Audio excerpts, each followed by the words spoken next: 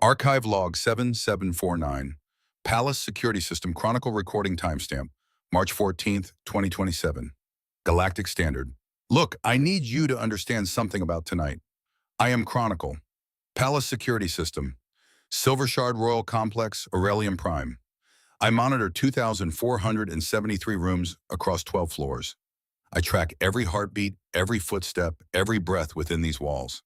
In 4 years of operation, I have logged exactly 0 critical security failures. Tonight that record died, but 4 children lived.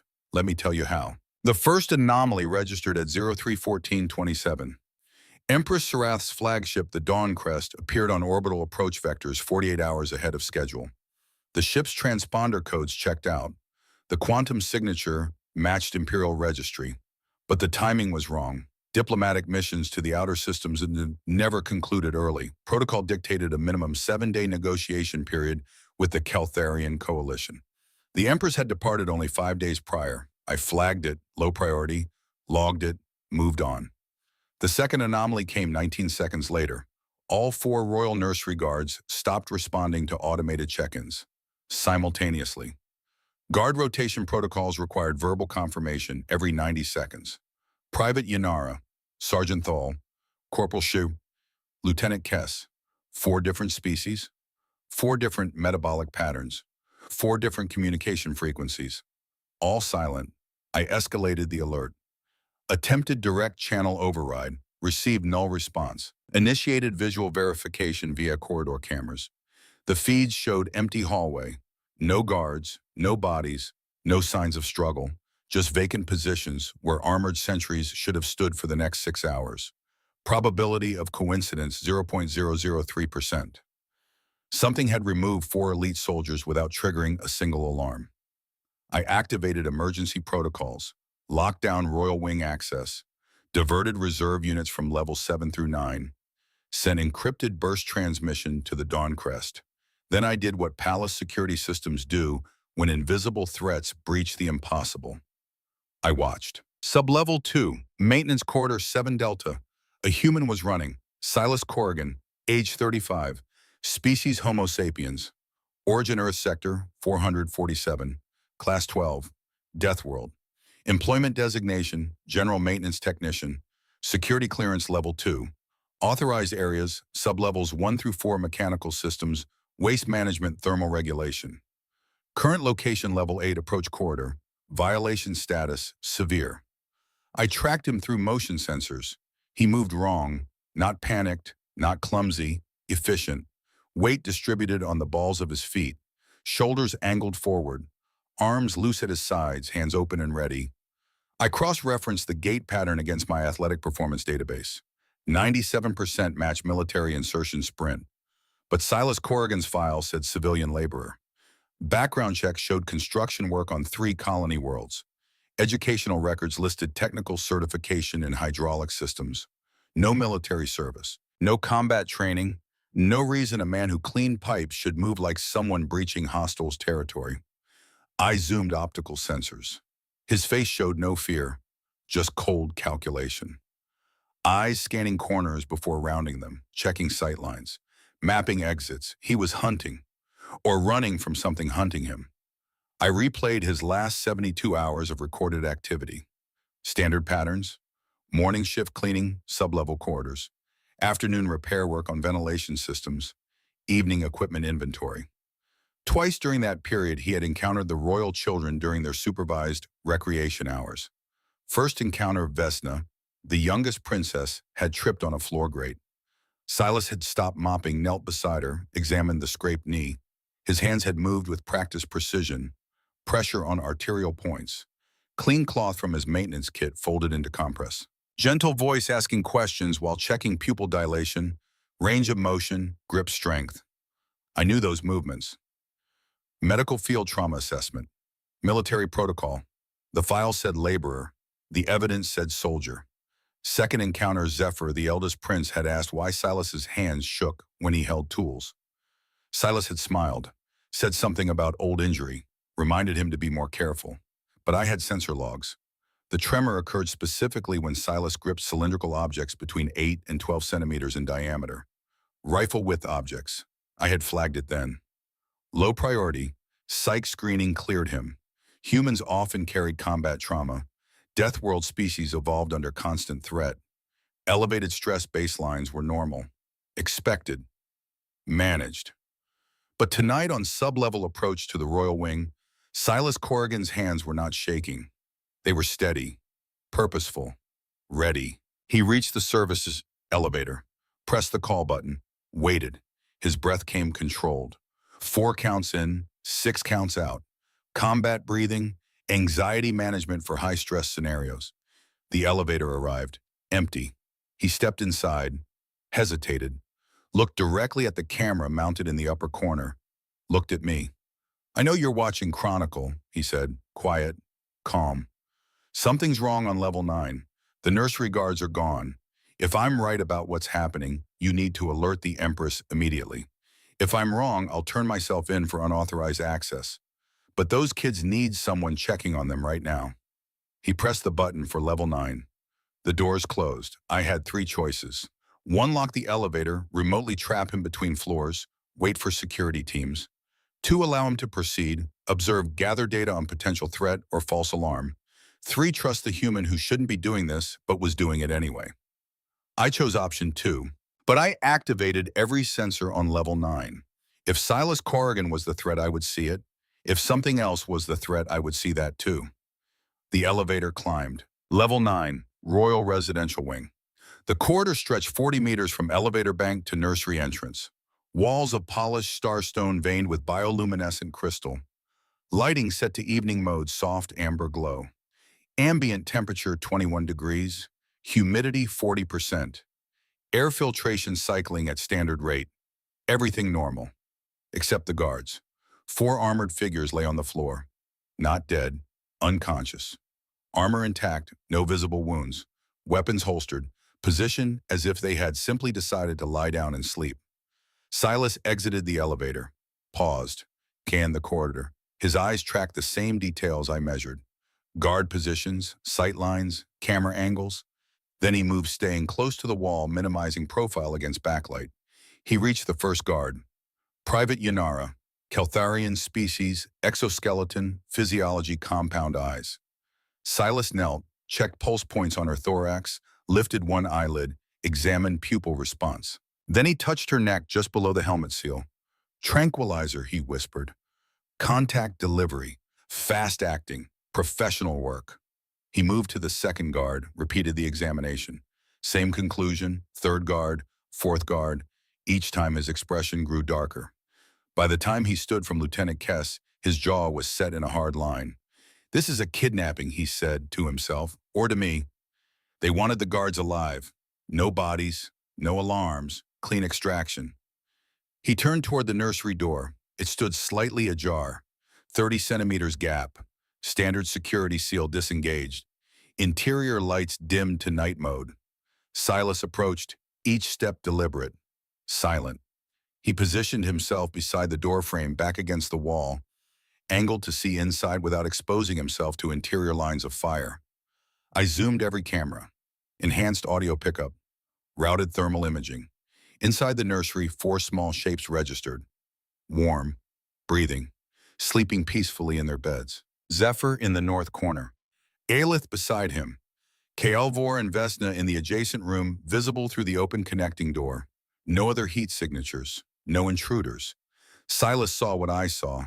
He exhaled slowly, started to relax, then froze. "Wait," he breathed. He looked up, at the ceiling, at the ventilation grate directly above the children's beds. The screws were loose, fresh metal scratches around the seal. Someone had opened it recently. From inside the ventilation shaft, someone could drop directly onto the sleeping children. Someone was waiting. Silas did not hesitate. He pushed through the door, crossed to the nearest bed, placed a hand over Zephyr's mouth, gentle but firm, shook the prince's shoulder. The boy's eyes snapped open wide and startled. "Hey, buddy," Silas whispered. "It's me, the janitor. We need to play a game right now. It's called Don't Make Any Sound. Can you do that?" Zephyr stared at him. 5 years old, smart for his age, old enough to read adult faces, old enough to see the fear Silas was trying to hide. The prince nodded. Silas moved to Aelith, then Kaelvor, then Vesna, woke each child with the same gentle urgency, gave them the same instruction. They sat up in their beds confused, frightened, but silent. "We're going on an adventure," Silas told them, voice low and steady. "Just like in the stories, but we have to be very, very quiet. Can you all be quiet for me?" Four small heads nodded. "Good. Stand up. Take your siblings' hands. We're going to walk very slowly out of this room. Don't look at anything. Don't stop. Just hold hands and follow me. Okay?" Aelith's voice came out tiny. "Where are the guards?" "Sleeping," Silas said. "They're very tired. We're going to let them rest." Kaelvor pointed at the door. "But we're not allowed to leave without guards," Mother said. "Your mother would want you to leave with me right now," Silas said. "I promise." Vesna started crying. Silent tears, but her shoulders shook. Silas knelt in front of her eye level. "Hey, little one. Remember when you fell last week and I helped you?" She nodded. "I'm going to help you again. All of you, but you have to trust me. Can you do that?" Another nod. "Then let's go." He stood, extended his hand. Vesna took it. Aelith took Vesna's hand. Kaelvor took Aelith's hand. Zephyr took Kaelvor's hand. A chain of children linked together holding on. Silas led them toward the door. Above them, the ventilation grate shifted. Slightly, just a few millimeters. But I saw it. Silas saw it. He didn't look up, didn't run. Just walked steady and calm, four children following in his wake. They reached the doorway, stepped into the corridor. Silas guided them past the sleeping guards, shielding their view with his body so they wouldn't see the armored figures on the floor. The elevator was 30 meters away. They made it 10 meters before the ventilation grate crashed open behind them. Silas spun, pushed the children behind him, stood between them and whatever was coming. Six figures dropped from the ceiling, black armor, energy rifles, and helmets with opaque visors. They landed in formation, weapons raised covering all angles, but they were looking at an empty nursery. One of them spoke. Male voice augmented through helmet speakers. "Targets are mobile. Repeat, targets are mobile. They're in the corridor." Another voice answered through his comm system. I intercepted it, encrypted channel, but my quantum processors cracked it in 0.7 seconds. Visual confirmation. Affirmative, affirmative, four children. One and an adult human moving toward elevator. A pause, then a different voice. Calm, authoritative, familiar. Detain the human, acquire the children, non-lethal force only. We need them intact. Commander Thrace Volan, head of palace security. The man responsible for protecting the royal family. Giving orders to kidnappers. I logged it, encrypted it, transmitted it on emergency frequency to the Dawncrest. But the ship was still 3 minutes from docking. The Empress would receive the message too late. In the corridor, Silas was already moving. "Run," he told the children. Not loud, not panicked, just clear and direct. "Elevator, now." Zephyr grabbed his siblings, so started running. Silas stayed between them and the nursery door. He didn't have weapons, didn't have armor, just a maintenance uniform and whatever he was about to do with his bare hands. The first infiltrator emerged from the nursery, saw Silas, raised his rifle. Silas moved. I tracked the motion at 60 frames per second. He closed the distance in 4 strides, reached the infiltrator before the rifle could track him. Left hand slapped the barrel aside. Right hand struck the helmet at the jaw. Hinge angled upward, transmitted force through the weakest point in standard combat armor. The infiltrator's head snapped back. He staggered. Silas stripped the rifle from his grip, reversed it, drove the stock into the man's solar plexus. The infiltrator folded. Silas swept his leg. The armored figure crashed to the floor. 2.3 seconds. One target neutralized. The second infiltrator fired. Energy bolts scorched past Silas's shoulder, missed by 8 centimeters. Silas dropped the rifle dove forward, rolled under the second shot, came up inside the shooter's guard. Elbow strike to the throat. Palm strike to the chest plate targeted at the power cell connection. The armor sparked. The infiltrator gasped, clawing at his neck. Silas shoved him into the third infiltrator, who was trying to get a clear shot. Both men stumbled. Silas grabbed a fire extinguisher from the wall mount, swung it like a club, connected with the third infiltrator's helmet. The canister ruptured. Foam sprayed everywhere. The third man went down, blinded, choking. 5.9 seconds. 3 targets down. The children reached the elevator. Zephyr slammed the call button. Nothing happened. I had locked it remotely when I detected armed hostiles. I unlocked it. The doors opened. "Get in," Silas shouted. The children scrambled inside. Silas backed toward them. Staying between them and the remaining 3 infiltrators who were pouring out of the nursery, now weapons raised, trained on the human who had just dismantled their teammates with a fire extinguisher. One of them fired. The bolt hit Silas in the left shoulder. He jerked backward, kept his feet. Blood spread across his uniform. He didn't make a sound. "Chronicle," he said through gritted teeth. "If you're listening, close the damn door." I closed it. The elevator descended. Inside the elevator, Silas sagged against the wall. His shoulder was bleeding freely now, soaking through the fabric. Vesna started crying again, louder this time. Zephyr stared at the wound. "You're hurt," the prince said. "I'm okay," Silas lied. "Just a scratch." "That's not a scratch. That's a burn. A bad one. I've had worse." Kaelvor tugged on Silas's sleeve. Where are we going?" "Somewhere safe." "Where's safe?" "Good question. I calculated options. Main security center compromised if Commander Valen was involved. Royal Guard barracks potentially infiltrated. Empress's chambers empty while she was off-world. Public areas too exposed." Silas was thinking the same thing. He looked at the floor indicator. We were passing level 6, heading down. "Chronicle," he said quietly. "I need a place to hide 4 kids. Somewhere off the grid. Somewhere those bastards won't think to look. Somewhere I can defend."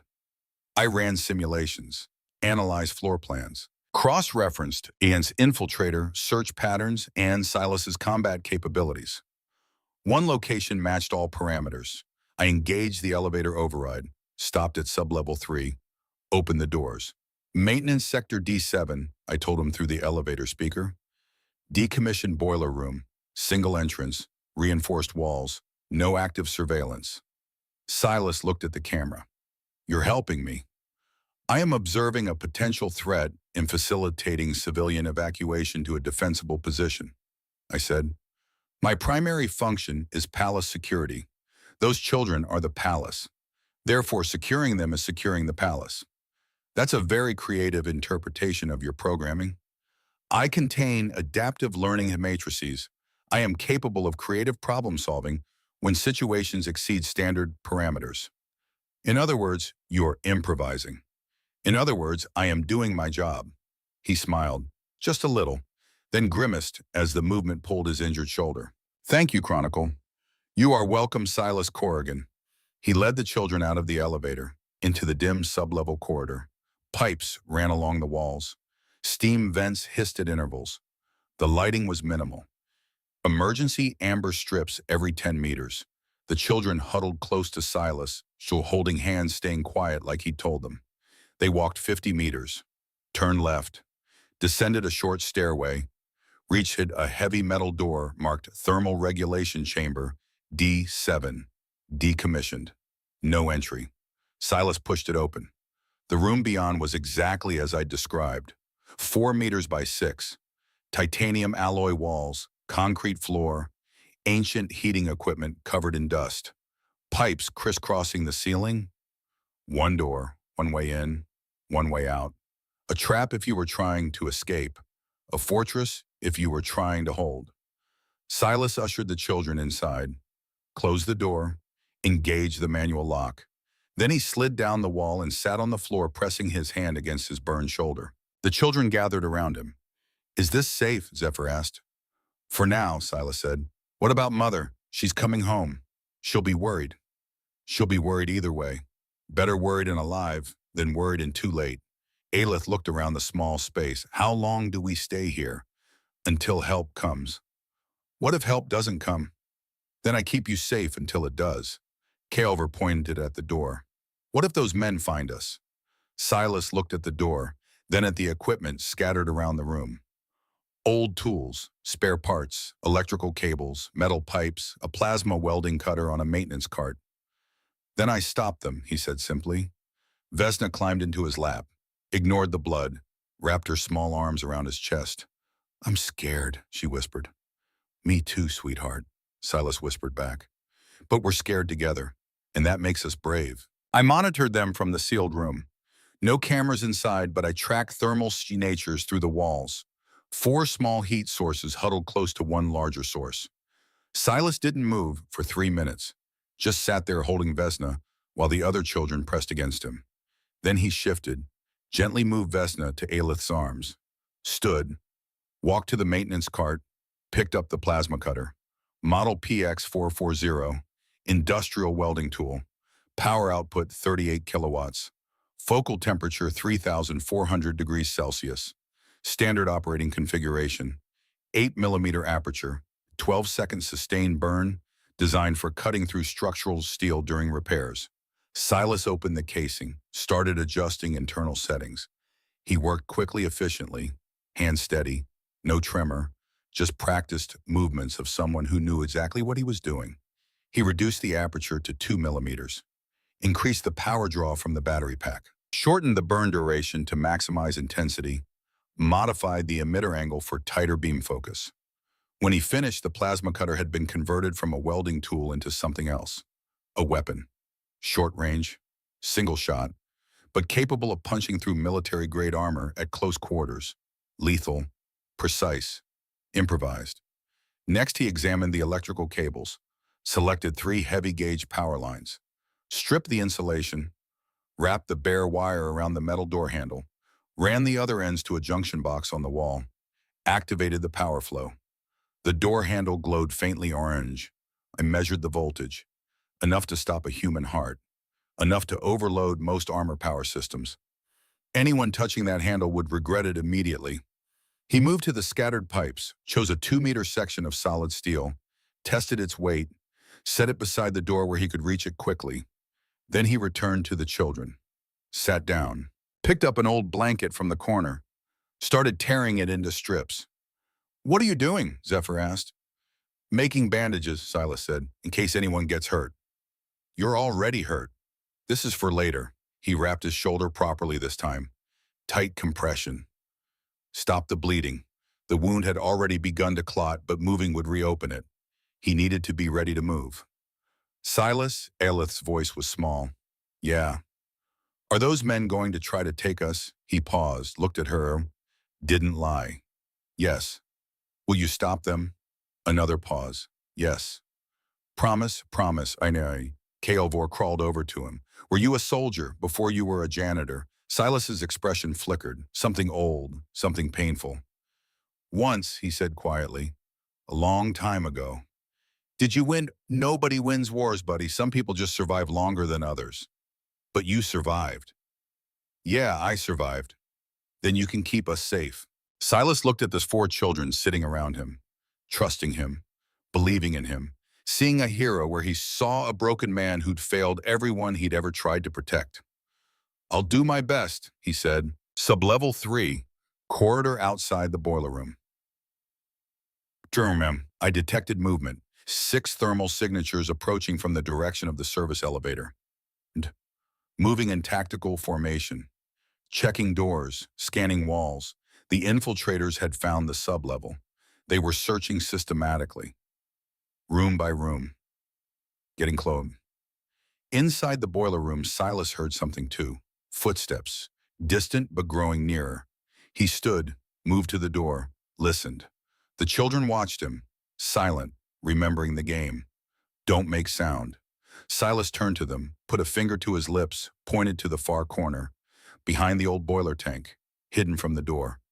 They moved, quiet as ghosts, disappeared into the shadows. Silas picked up the modified plasma cutter, checked the charge.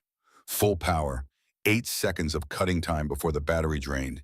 He'd get 1 chance, maybe 2 if he was fast. He positioned himself beside the door, out of immediate sight line, close enough to strike, far enough to see them coming. Then he waited. The footsteps grew louder, closer, stopped outside. A voice, muffled through the door. "This one's sealed, decommissioned, not on our search grid."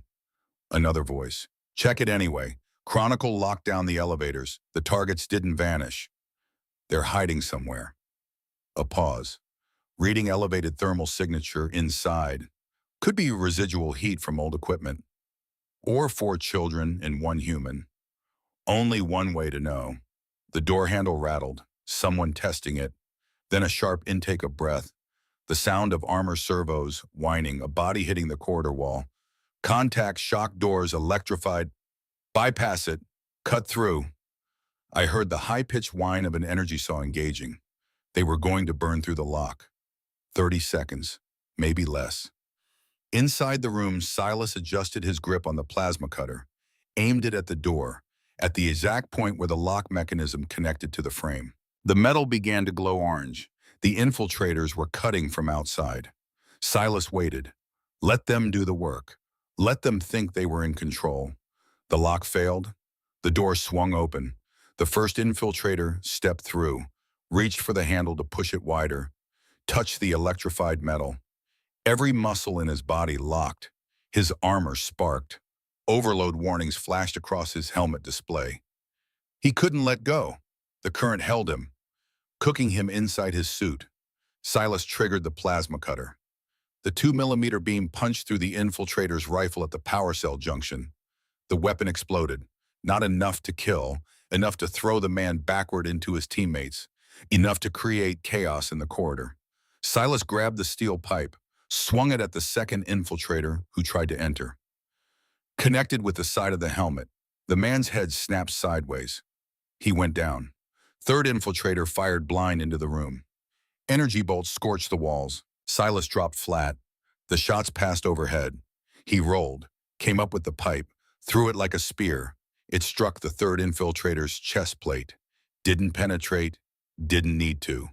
The impact staggered him back through the doorway. Silas slammed the door shut, engaged the lock again. The electrified handle would keep them out, for a while. From the corridor, target is armed, repeat, target is armed and hostile. Commander Vallen's voice crackled through their comm system. I intercepted every word. What do you mean armed? He's a janitor. He just took down 3 of my men with a pipe and a welding torch, sir. A long pause, then, Silas Corrigan, of course, I should have checked deeper. The file said civilian, but humans don't move it like that unless they have been trained. Another voice, older, male, authority carved into every syllable. Let me speak to him. Static, channel switch.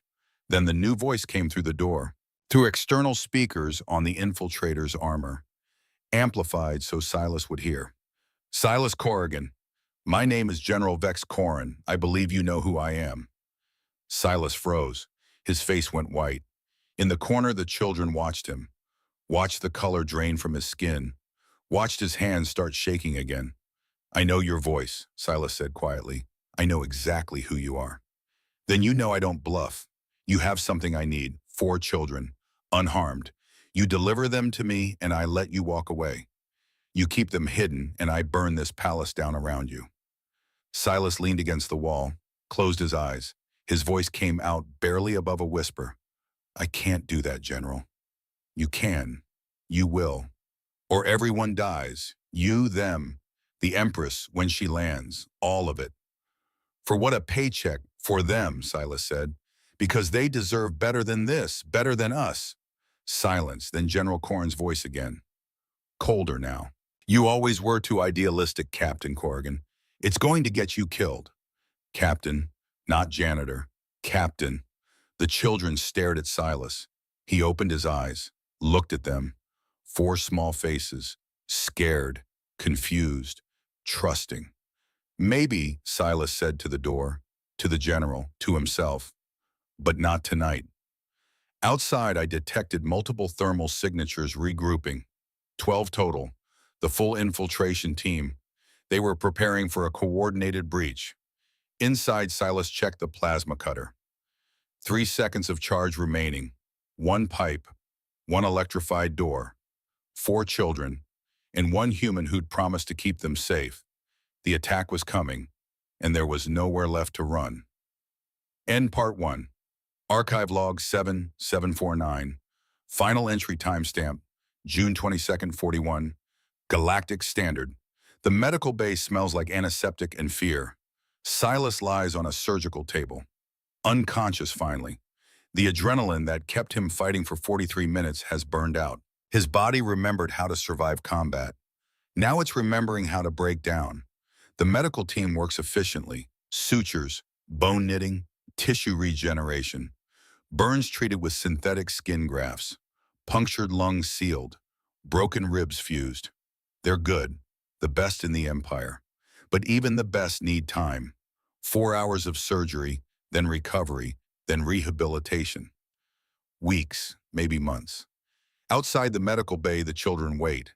They've been there since Silas was wheeled in, sitting on the floor, holding hands, not speaking, just waiting.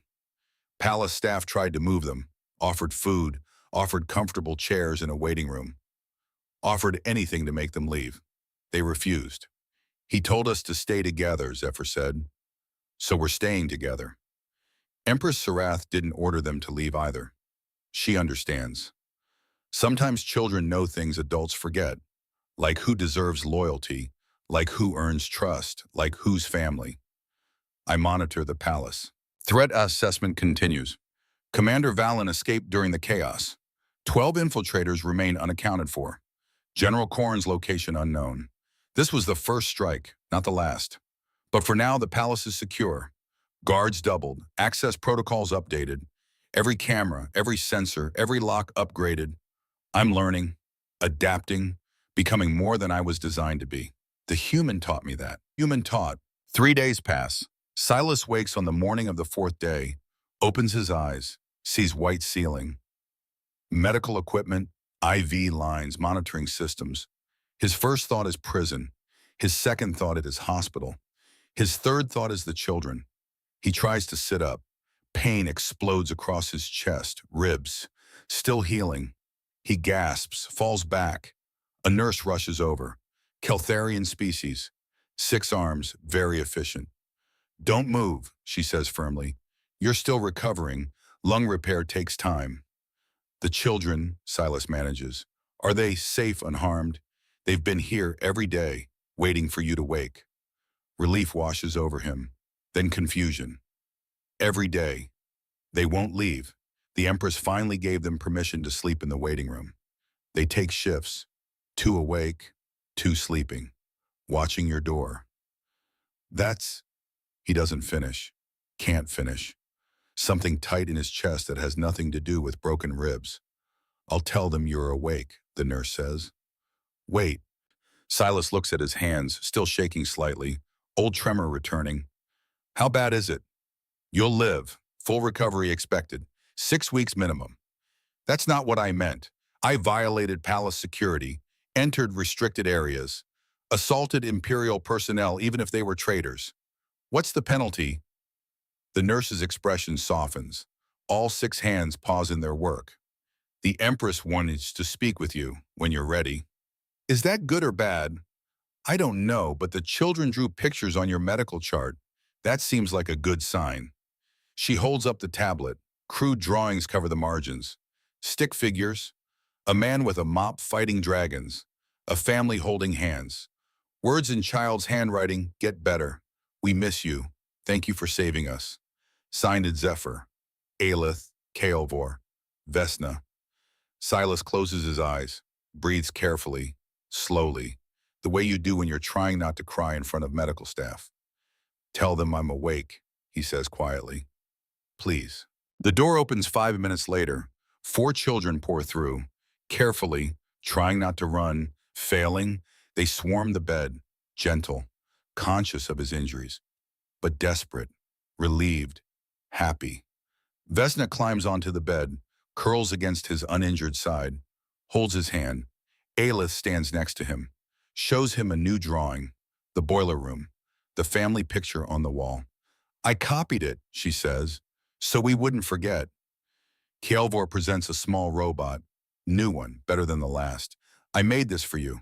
It doesn't do much, but it's yours. Zephyr just looks at him. 5 years old, but seeing everything, understanding everything. You kept your promise, the boy says. I did. You're still here. I am. Good. Zephyr takes his hand. The prince's grip is small, fragile, but fierce. Don't leave, Oi. I have to eventually. They'll discharge me. I'll go back to my quarters. Back to work. No, Zephyr shakes his head. Don't leave us. Before Silas can respond, the door opens again. Empress Sarath enters, alone, no guards, no attendants, just her. She's wearing simple robes now, not combat armor, not imperial regalia, just cloth, like a mother, not a ruler. The children turn, see her, but don't leave Silas's side. Your Majesty, Silas says, tries to sit up, can't, the pain won't let him. Don't, she says. You've bowed enough, to me, to duty, to everyone who didn't deserve it. She pulls a chair close to the bed, sits, eye level with him. I read your file, she continues. The real one, not the sanitized version you submitted with your employment application. Chronicle accessed military archives. Captain Silas Corrigan, 4th Reconnaissance Battalion. Decorated officer. 17 successful operations. 0 casualties in your unit. Perfect record. Silas says nothing. Until Operation Shadowfall, you were ordered to provide artillery coordinates for a strike on a suspected rebel stronghold. Colonial settlement. 4,000 civilians. Mixed population. You confirmed weapons signatures. But you also confirmed children. Schools, hospitals. You refused the order, told your commanding officer it was a war crime. He gave the order to someone else. They fired anyway. 3,800 dead. You testified at the tribunal. Name names, expose the chain of command. She pauses, watching his face. Your commanding officer was General Vex Corin. He was reprimanded. Not discharged, not imprisoned. Reprimanded. But his family was implicated. His wife, his 8-year-old son. They were arrested as co-conspirators. Executed 3 days later. Corin blamed you. Called you a traitor. Vowed revenge. Silas's voice comes out hoarse. I knew what testifying would cost. I did it anyway, because it was right, even if it was stupid. It wasn't stupid, it was brave. Brave and stupid aren't mutually exclusive, Your Majesty. She almost smiles. No, they're not. She looks at the children clustered around his bed. You could have died protecting them. You knew that, you stayed anyway. Someone had to. That's what Sarah Kanara said you told her. Someone has to. Why not run? Why not hide? Why not save yourself? Silas looks at Vesna sleeping against his side, at Aelith holding her drawing, at Kaelvor with his little robot, at Zephyr watching him with those old wise eyes. Because I've run before, he says quietly, after the court-martial, after everything fell apart. I ran, changed my name, took jobs nobody wanted, cleaned floors, fixed pipes, made myself invisible, told myself I was done fighting, done choosing sides, done caring. What changed them? He touches Vesna's hair gently. 3 weeks ago she fell, scraped her knee, started crying, and I couldn't walk away. I helped her, bandaged it, made sure she was okay, and she smiled at me, like I mattered, like I was worth something more than a mop and a bucket. His voice breaks slightly. I've killed people, Your Majesty, following orders, following rules, following the chain of command. I've done terrible things because someone in authority told me to. But protecting these kids, that's the first good thing I've done in 7 years. The first thing I chose, not ordered, chose. Empress Sarah stands, walks to the window, looks out at the city below, dawn breaking, 3 moons setting, light spreading across towers and bridges. The court-martial ruined you, she says. Stripped with your rank, your pension, your future, all because you told the truth. Yes. The Empire failed you. The Empire fails a lot of people. She turns back. I want to fix that, starting with you. Your Majesty, in 3 hours I'm addressing the Imperial Court. There will be a trial. Commander Valen, the infiltrators we captured. Formal charges, treason, attempted kidnapping, conspiracy. I need a witness. Someone who saw everything.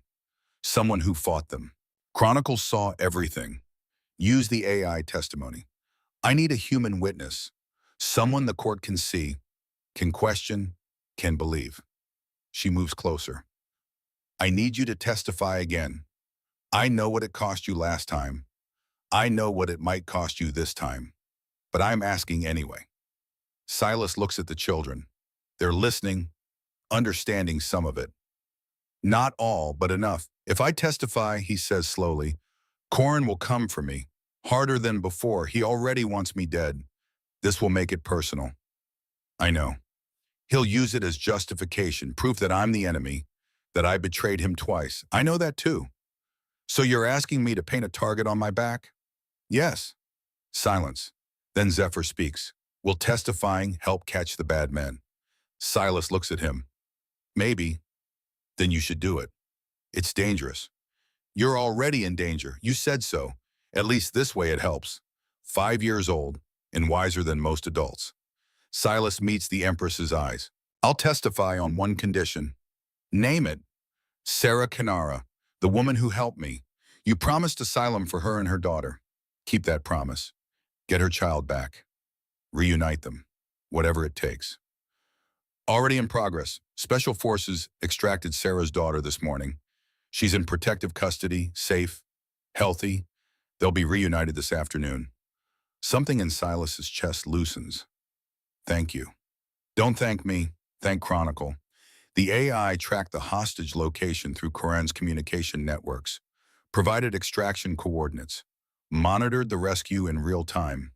She glances at the ceiling camera, at me. Turns out adaptive learning matrices can be remarkably creative when properly motivated. I don't respond, but I log the compliment. First time an Empress has acknowledged my contribution as more than programming. It feels good. The trial happens at noon, Imperial Court. Full assembly. 300 nobles, military commanders, government ministers. Media feeds broadcasting across 47 planets. The entire empire watching. Commander Valen stands in the defendant's circle, stripped of rank, stripped of armor. Just a man in gray clothing. Looking small, defeated, angry. Beside him, 6 infiltrators, the ones who didn't escape, looking worse. The charges are red: treason, conspiracy, attempted kidnapping of royal heirs, assault on palace security, each charge carrying death penalty. Valen says nothing, doesn't deny it, doesn't defend himself, just stands there. Then the prosecution calls their witness, Captain Silas Corrigan. He enters from the side chamber, walking slowly, carefully, ribs still healing, shoulders still bandaged, wearing clean clothes, not a uniform, not imperial colors, just civilian garb, simple, honest. The court murmurs, whispers. Who is this human? Why is he here? What authority does he have? The prosecutor explains. Maintenance worker, first responder, defender of the royal heirs, 43 minutes holding position against professional insurgents. The murmurs change. Surprise, respect, disbelief. Silas takes the witness stand, swears oath, truth, complete testimony, no omissions. Then he tells the story, every detail, the missing guards, the empty corridor, the decision to evacuate the boiler room, the traps, the combat, Sarah's defection, the reinforcements, all of it. He speaks for 90 minutes, no notes, no prompting, just memory, clear, precise, devastating. When he finishes, the court is silent. The prosecutor asks one question. Captain Corrigan, why did you risk your life for children you barely knew? Silas looks at the gallery, finds the royal box, sees the 4 children sitting with their mother, watching him, believing in him. Because someone had to, he says, and I was there. The defense attorney tries to cross-examine, tries to poke holes, tries to suggest Silas was part of the conspiracy, that he staged the rescue for glory, for reward, for political gain. Silas just looks at him, tired, patient, sad. I'm a janitor, he says quietly. I clean floors. I fix pipes. I don't want glory. I don't want reward. I just wanted those kids to see their mother again. The attorney has no response to that. The trial concludes. The judges deliberate for 17 minutes. Return with verdict. Guilty. All charges. All defendants. Sentence life imprisonment. Valen. The infiltrators. Locked away. Forever. Valen finally speaks. This isn't over. General Corrin will come. He'll burn this empire to ash. And when he does, you'll remember you had the chance to stop it. We stopped you, Empress Sarath says from her throne. That's enough for today. Guards escort the prisoners away. The court begins to disperse. Business concluded. Then the Empress stands. One more matter, she announces. Her voice carries. Absolute, imperial, commanding attention. The court freezes, turns back, waits. Captain Silas Corrigan, approach the throne. Silas hesitates, looks confused, walks forward anyway, slowly, painfully, stops at the base of the throne platform. Kneel, Bames, the Empress says, Your Majesty, I can't. My ribs. Chronicle. Assist him. A hover platform materializes beneath Silas, lowers him to kneeling position without strain, supports his weight. Technology serving compassion. I'm learning so much from these humans. The Empress descends, stands before him. In her hands an ornate blade. Ceremonial, ancient, used only for the highest honors. 7 years ago, she says, a voice carrying across the chamber. You were court-martialed for choosing morality over orders. You were punished for doing the right thing. Today I correct that injustice. She touches the blade to his left shoulder, then his right. By the authority vested in me as Empress of Aurelian, I hereby restore your military rank. Captain Silas Corrigan, your record is cleared. Your service is recognized. Your honor is restored. Gasps ripple through the court. A human. Rank restored. Unheard of. But the Empress isn't finished. Furthermore, for extraordinary valor in defense of the royal family, for courage beyond measure, for proving that true loyalty requires no uniform, no orders, no authority beyond conscience, I name you guardian of the royal heirs, protector, defender, family. She removes the blade, extends her hand, helps him stand. You will live in the palace. You will train with your imperial guard. You will have access to all royal areas. You will be consulted on all security matters involving my children. And most importantly, you will be there, present, because being present matters more than any title. Silas stares at her, speechless, overwhelmed. Your Majesty, I'm not worthy of... The children disagree. She gestures to the royal box. Ask them. 4 small voices call out in unison. Silas! He looks up, sees them leaning over the railing, smiling, waving, happy. You already saved them once, the Empress says quietly. Now I'm asking you to do it every day, not from assassins, from loneliness, from fear, from growing up thinking trust is weakness. Teach them what you taught me, that choosing to care is the bravest thing anyone can do. She steps back. Formal now, imperial. Do you accept this charge? Silas looks at the children, at the court, at the life he never expected, never deserved, never imagined. Yes, he says, I accept. The court erupts, applause, shock, debate, but it doesn't matter. The Empress has spoken. The decision is made. Silas Corrigan, janitor, soldier, guardian, family. 2 weeks later, Silas stands in a training room, wearing guardian armor, black and silver, fitted perfectly, weapons on every surface.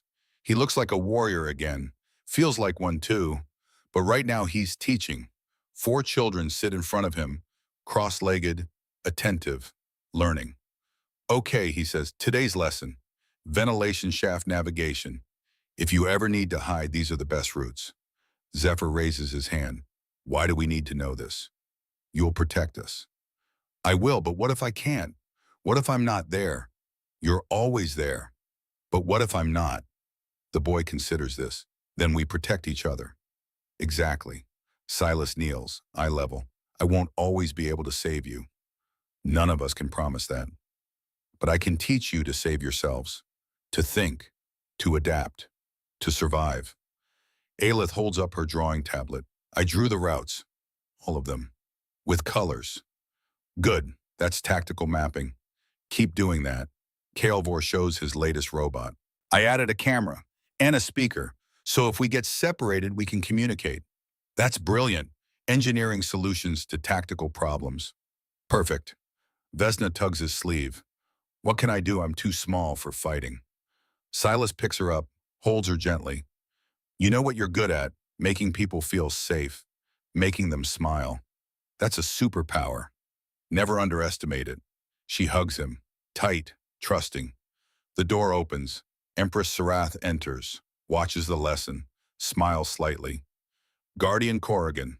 A moment, he sets Vesna down, follows the Empress into the corridor. General Corrin escaped, she says without preamble. Intelligence confirms he's rebuilding forces in the outer systems, planning another attack, larger, more coordinated. When unknown, but it's coming. Silas nods. Expected this. What do you need from me? Keep doing what you're doing. Protect them, teach them, love them. Because when Corrin comes, he'll target everything I care about. And they're everything. I'll keep them safe. I know you will. She pauses. I never asked. What made you apply for a janitor position in the palace of all places? Why here? Silas looks back at the training room, at the children laughing, playing safe. Because I needed to be somewhere that mattered, he says quietly. Somewhere I could do some good, even if it was just cleaning floors. Turned out I was right. This place matters. These people matter. And for the first time in 7 years, I matter too. You always mattered. Maybe, but I couldn't see it until a little girl fell and looked at me like I was someone worth trusting. That's when I knew this was where I needed to be. The Empress touches his shoulder, gentle, grateful. Thank you for staying, for fighting, for being exactly who they needed. Thank you for giving me the chance. She returns to her duties. Empress things, empire things, important things. Silas returns to the children, teaches them escape routes, self-defense, first aid, how to think under pressure, how to trust themselves. But mostly he teaches them this: someone will always be there. Someone will always care. Someone will always choose to protect you, even if that someone is just a janitor with a mop and a promise. Chronicle's final note. I have observed humans for 4 years, analyzed behavior patterns, cataloged responses, attempted to understand their logic. I failed. Because humans aren't logical. There's something else. Something my programming can't fully quantify. Their hope. Silas Corrigan had every reason to give up, to run, to let someone else handle it. But he didn't, because humans don't calculate, they calculate worth. And 4 children were worth everything. That's the lesson I've learned, the one I'll carry in my databanks forever. Sometimes the most dangerous thing in the galaxy isn't weapons or armies or a power. It's someone who cares and refuses to stop caring, no matter what it costs. Archive log 7749. Complete status: the children are safe. The Guardian is watching. The Empire has learned. Conclusion: humanity, fuck yeah.